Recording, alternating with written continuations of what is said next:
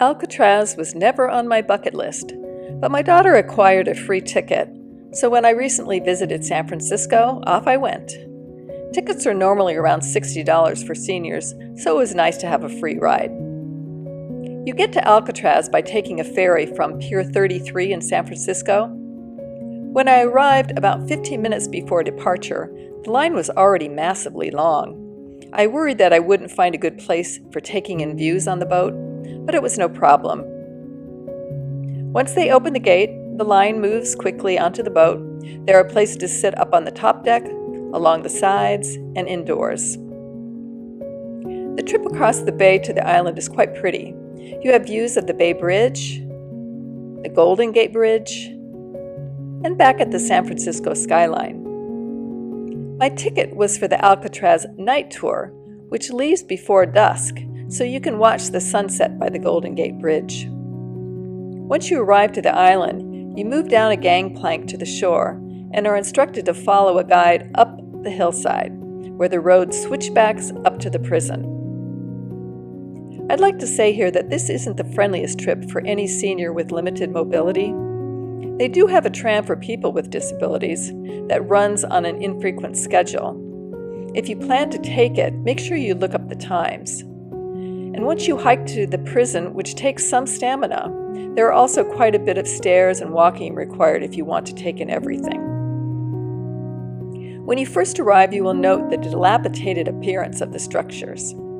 The building has definitely deteriorated over the years, which is the reason they stopped using it as a prison. It was too expensive to maintain. Once inside, you receive a headset that instructs you where to walk and what to see. I followed along fairly well, but I imagine if you were a slow walker, you could get behind the narration. The first thing I was directed to were the prison cells. It is quite ominous when you first walk in, and then you actually see the prison cells and you can't believe how small they are. So tiny. Alcatraz was a prison for the worst offenders, so the conditions were very harsh. All prisoners were given food, shelter, clothing, and medical care. All other privileges had to be earned, including going outside of the recreation area, which was concrete, and a set of steps for sitting.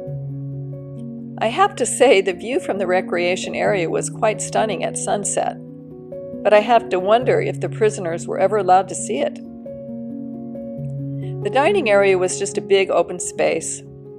You'll notice the windows were all barred, and although they let light in, you couldn't really see out them.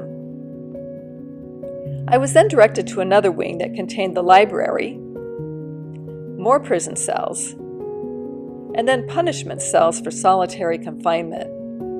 They allowed you to walk into these cells to get an idea of what it would feel like. I felt like I wanted to leave immediately, so I can't imagine having to stay there for days.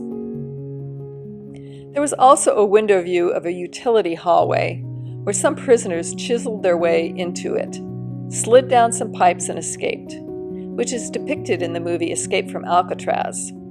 The movie evidently took many liberties, though, on truth-telling. Up near the front of the building was an admissions desk where they had viewing areas. This was unlike what you typically see in the movies. There was only a very small, thick window to look through. There was a medical area, or hospital, that is only open on some evening tours as a special event.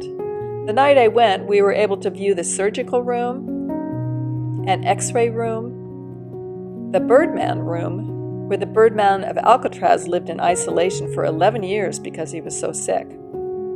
There were also some observation rooms where they watched prisoners through a peephole. This was evidently their idea of mental health practice. I have to say it was all pretty creepy at night. The warden's office, as well as some administration offices, weren't anything special, except that they had pretty nice views. There were also gardens on that side of the building. Throughout the building, there are plaques that share information on the history. The warden's house was a separate building on the island, which I'm sure was a huge perk. It is just a shell now, but what amazing views the warden had. On your way out of the building, you drop off your headsets and enter into a few rooms of gift shops with unsurprising novelty items for sale. I headed out and back down the road to the dock. It was now getting dark out, so you had a very different perspective looking across the bay. I should also mention that Alcatraz was named by a Spanish lieutenant that called it Isla de los Alcatrazes, which means Island of the Seabirds. And there are a lot of birds on the island that create sudden bursts of chaotic sound. Here's an example. If you are a birder, you might enjoy going to the island just to observe them. When I got to the bottom, I discovered a small museum and store. Then I discovered that the next boat back to San Francisco wasn't for an hour. So I planted myself on a bench and enjoyed watching the boats go by. Eventually, I decided to get in line for the boat and discovered that the line snaked way back and wrapped into pitch darkness. I don't know if some lights were out or if it was always that way, but it was a little dangerous to feel your way blindly to the back of the line. The trip back offered lit-up views of the Bay Bridge and the skyline of the city. So was my trip to Alcatraz worth it? I'd say I found it fascinating, scenic, and a little disturbing all at the same time. Would I go again? No, I think it's a trip you go on once, but you don't return. But if you are a history buff, I think you will appreciate it. And the ferry boat ride offers some spectacular views from the bay. For solo travelers, it is easy to navigate. For senior travelers, please do some research to see if it's right for you, especially if you have limited mobility. And if you'd like to follow more of my senior and solo travel journeys, please click subscribe below. Cheers!